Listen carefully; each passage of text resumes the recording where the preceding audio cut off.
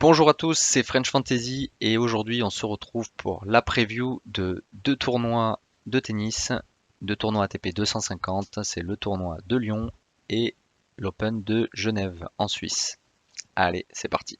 Donc on se retrouve pour la preview de l'Open de Lyon, donc tournoi ATP 250 qui se joue sur terre battue. On est à l'approche de Roland Garros et donc ça va être important de regarder qui peut aller loin dans le tournoi et quels sont les pronostics de French Fantasy. Voilà. Donc on enchaîne. Voilà, je vous présente euh, le palmarès en fait du tournoi, donc qui a été pas mal de fois arrêté, hein. Mais donc sur les deux dernières éditions, on a eu la victoire de Cameron Norrie, l'anglais, face à Alex Molcan l'année dernière, et en 2021, Stefanos Tsitsipas s'était imposé à nouveau déjà contre Cameron Norrie. Donc voilà, un petit habitué du tournoi. Un petit mot sur le tournoi donc ATP 250 qui se joue sur une terre battue assez rapide pour la surface. Donc ce sera à prendre en compte dans les, je dirais dans les pronostics. Voilà. Donc c'est donc comme je viens de le dire un ATP 250. On est à l'approche des tournois majeurs de Roland Garros, donc beaucoup d'absents parmi les premiers de l'ATP et des joueurs aussi en manque de confiance qui vont essayer de se refaire la cerise. Donc voilà, on va tenir compte de ça. Tac, tac, tac, que je ne fasse pas de bêtises. Hop, voilà, on va venir sur le bracket. Donc avec Félix Auger-Aliassime, tête de série numéro 1, et Cameron Norrie, tête de série numéro 2. Voilà, donc quelques bons joueurs. Un plateau pas très très relevé quand même, avec pas mal de Français, hein. Donc on y va sans plus attendre. Donc premier match, Max Purcell face à un qualifié. Bon, à mon avis, le qualifié devrait l'emporter étant donné que l'Australien n'est pas un adepte de la surface. Donc je vois bien quelqu'un qui s'est bien entraîné sur les cours de Lyon pouvoir faire la surprise ici. En deuxième, on a un qualifié face à Arthur Fils, le français, qui a obtenu une wildcard. Pour moi, Arthur Fils devrait l'emporter. Je pense qu'il a à cœur de faire un bon tournoi. Ensuite, on a un match très très accroché à mon avis entre Michael Ymer et Richard Gasquet. Et pourquoi pas une victoire de Richard Gasquet, hein, chez lui en France. Richard Gasquet qui fait maintenant des perfs surtout dans les ATP 250, donc je le vois bien se donner à fond pour ce tournoi puisqu'il n'a pas grande chance. À mon avis, il n'aura pas beaucoup de succès sur Roland Garros. Match franco-français entre Grégoire Barrère et Corentin Moutet. Grégoire Barrère qui m'a impressionné, hein, dernièrement contre, je crois que c'était contre Kachanov à Rome.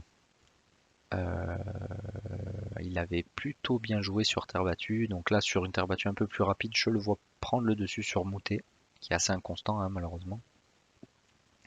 Arthur Rinderknecht face à un qualifié. Bon, difficile à dire puisque je n'ai pas encore le nom du qualifié à l'heure où je tourne, mais pourquoi pas quand même une victoire de Rinderknecht. Je crois qu'il aime bien ce tournoi, bon, il est chez lui, et il a besoin de confiance surtout, hein, parce que sa saison pour le moment est assez dégueulasse. Schwartzmann Nakashima. Nakashima, pas vraiment un joueur de terre battue. Schwartzmann, qui est vraiment une version, une petite version de Schwartzmann, hein, sans mauvais jeu de mots. L'Argentin devrait l'emporter. Je pense qu'il a besoin de victoire et de confiance. Mais il m'a pas du tout impressionné cette année, hein, malheureusement, l'Argentin. Ensuite, on arrive pour moi au match piège de ce premier tour, hein, entre la tête de série numéro 5, Kekmanovic, et Thomas Martin Etcheverry. Etcheverry qui est sur une très très bonne dynamique, puisqu'il vient de faire finale, je crois, au tournoi de Primrose à Bordeaux. Donc à voir, est-ce qu'il a eu le temps de récupérer, est-ce qu'il sera dans de bonnes conditions. Bon, Bordeaux-Lyon, c'est pas non plus trop loin. Kekmanovic, je pense qu'il a besoin de confiance. Il a été sorti au premier tour à Rome par Fonini. Un match un petit peu compliqué, hein, toujours à Fonini, surtout devant son public. Je vois quand même Kekmanovic l'emporter. C'est vraiment presque du pile ou face, hein, ce match pour moi. Mais j'ai trouvé Kekmanovic toujours très très solide. Donc voilà, même si Etcheverry a fait une belle perf à Bordeaux, ça restait un challenger, donc c'est pas tout à fait le même niveau quand même. Jack Draper, Alexandre Muller. Difficile, je mettrais Draper, même si c'est pas vraiment sa surface. Alexandre Muller, pourquoi pas, pourquoi pas. Vraiment, c'est du 50-50 pour moi ici. Albert Ramos Vinolas face à Varilas. Donc on est sur 2 joueurs de terre battue. Pour moi, c'est Ramos Vinolas. Ensuite, Baez Fuxovic, match intéressant hein, entre un pur adepte de la terre battue et un joueur plutôt complet. Fuxovic qui avait déjà remporté le tournoi de Genève à la même époque, donc il a l'habitude de performer sur des surfaces un petit peu rapides sur terre battue. Donc pourquoi pas le voir gagner ce match. Gaël Monfils, Pedro Cachin, pour moi, beaucoup d'interrogations sur le niveau de niveau physique hein, de Monfils. Donc Cachin sur de la terre battue devrait l'emporter pour moi. Et David Goffin face à un qualifié. David Goffin qui joue à un bon niveau quand même si on est loin de son niveau top 10 d'il y a quelques années. Ensuite, Félix Auger-Aliassime face au qualifié pour moi. Auger-Aliassime va vouloir aller loin dans ce tournoi. Arthur Fils face à Richard Gasquet, match très intéressant. Ils se sont déjà affrontés cette saison et c'était Arthur Fils qui l'avait emporté, je crois. Pour moi, je le vois gagner d'ailleurs sur un match un petit peu physique. J'ai peur que Gasquet baisse un petit peu au fur et à mesure. Voilà. Ensuite, Tommy Paul, Grégoire Barrère, match très très intéressant. Je pense que Tommy Paul a les capacités pour gagner, surtout sur un tournoi, enfin un terrain un petit peu rapide.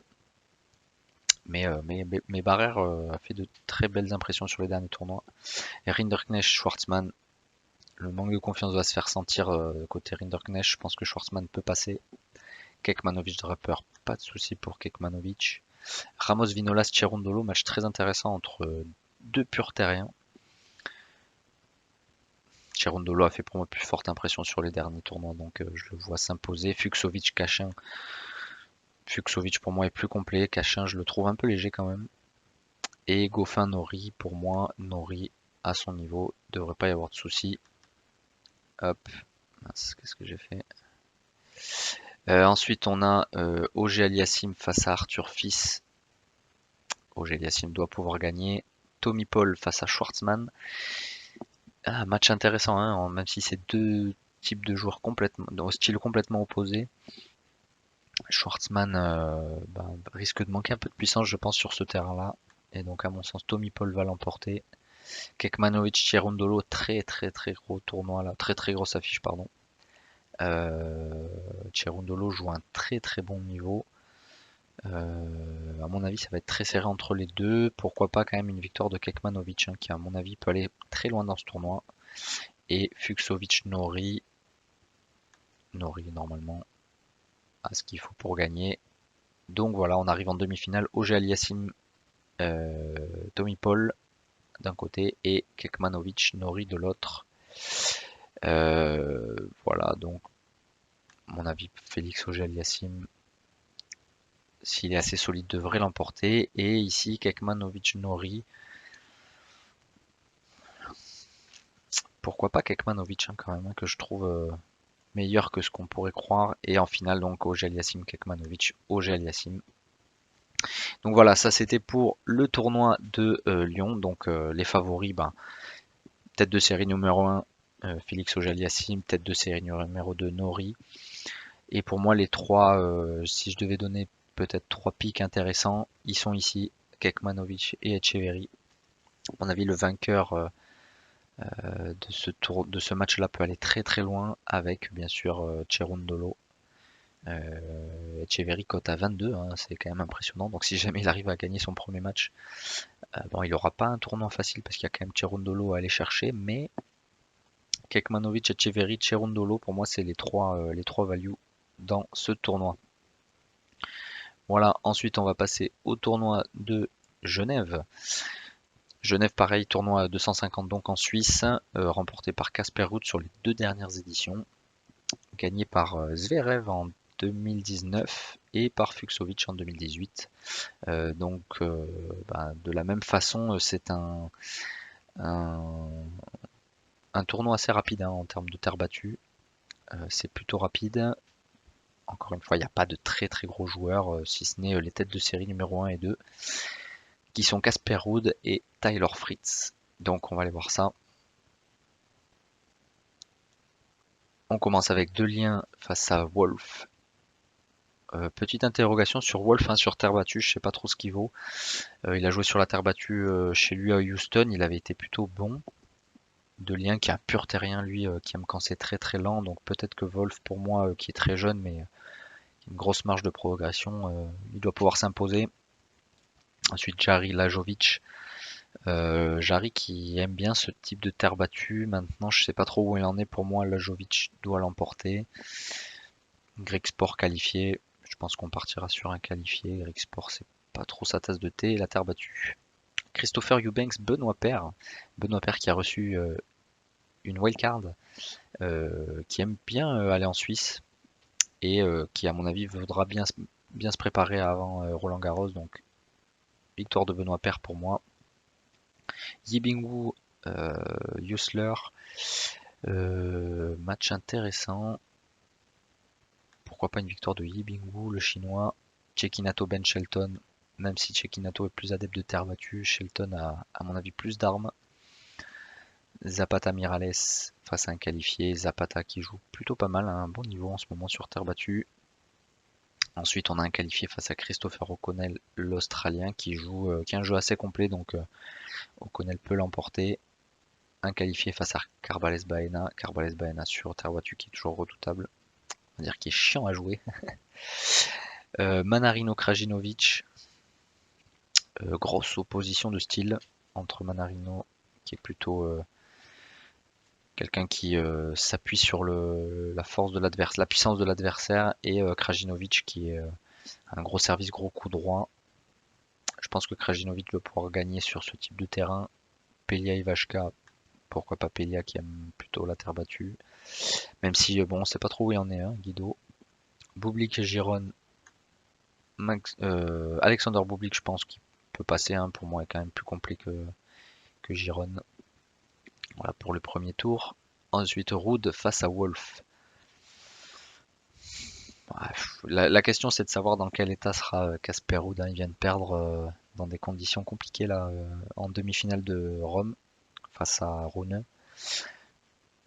Moi, je dirais que Ruud peut l'emporter, même si bon, c'est pas très très loin, Rome-Genève, hein. Après, est-ce qu'il voudra vraiment s'employer dans ce tournoi? C'est une bonne question là.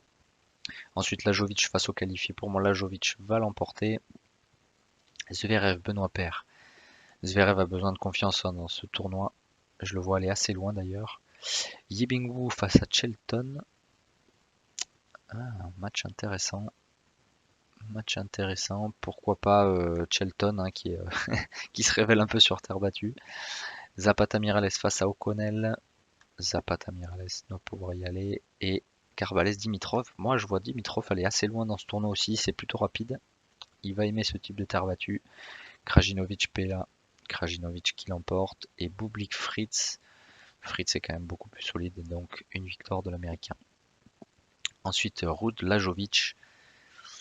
Et si c'était ici l'upset, pourquoi pas, hein. Je vois bien Lajovic qui est dur à jouer, hein. Souvent il fait jouer le coup de plus jusqu'à ce que vous le ratiez. Donc à mon avis, Lajovic, pourquoi pas, qui prendrait un peu au dépourvu Ruud et qui n'a pas envie de trop se livrer à l'approche de Roland Garros. Ensuite Zverev Shelton. Zverev qui à mon avis a beaucoup plus d'armes sur terre battue. Zapata Miralles face à Dimitrov. Je pense que Zapata est quand même meilleur sur terre battue, mais enfin, Dimitrov est complet et sur une terre battue plus rapide, je pense qu'à mon avis, il sera un cran au-dessus. Bon, Zapata qui est pas mauvais sur terre battue, mais ça risque d'être un petit peu rapide pour lui. Krajinovic, Fritz. Oulala, ça sent le 7-5, 7-5 à mon avis, ça. Victoire de Fritz, mais c'est presque un pile ou face à mon avis. Ce qui donnerait Lajovic Zverev en demi et Dimitrov Fritz. Et pourquoi pas une victoire de Alexander Zverev à mon avis, qui aura, à mon avis, il sera plus difficile à se faire breaker. Et en face Dimitrov Fritz, avec une victoire de Fritz, peut-être en 3-7, quelque chose comme ça. Et finale donc Zverev-Fritz. Et à mon avis, victoire d'Alexander Zverev. Voilà, donc les favoris pour moi, il y en a deux. C'est les têtes de série numéro 1 et 2, hein, Ruud et Fritz qui sont, s'ils jouent le tournoi à fond, largement au-dessus. Et je vois deux belles values que sont Zverev, cote à je crois 6,5 ou 7. Et Dimitrov, cote à 8. Les deux, à mon avis, ont besoin d'emmagasiner des victoires. Et surtout, ils auront, à mon avis, un terrain qui va leur permettre de s'exprimer, puisqu'on est quand même sur une terre battue assez rapide, comme je le disais. Un petit point sur Game Set and Talk. Le jeu fantasy dont le jeu fantasy dont je vous parlais dans ma précédente vidéo. Donc ben, j'ai un peu fait de la merde parce que j'ai pas pu participer au tournoi de Rome, donc je suis assez dégoûté pour tout vous dire, puisque j'avais prévu de prendre Rune qui fait une finale derrière, donc vraiment dégoûté. Donc, je risque de retourner dans les bas-fonds à mon avis du classement. Je suis 32e pour le moment, mais bon à mon avis je vais redescendre assez bas. Bah, je vais quand même m'inscrire, et tac, je vais m'inscrire à Genève, voilà, pour vous montrer. Et mon pronostic, c'est Alexander Zverev, voilà, que je vois aller loin dans ce tournoi. Voilà, c'était la preview de l'Open de Lyon et l'Open de Genève. Voilà, j'espère que ça vous a plu, que ça vous a donné des petits conseils pour vos pronos. Et moi je vous dis à très bientôt parce que là on va se retrouver pour le jeu fantasy sur Roland Garros. Donc voilà, ça va être top. Donc, je vous ferai plusieurs vidéos, peut-être une série à venir sur la quinzaine française. Voilà. Allez, à très bientôt. Ciao.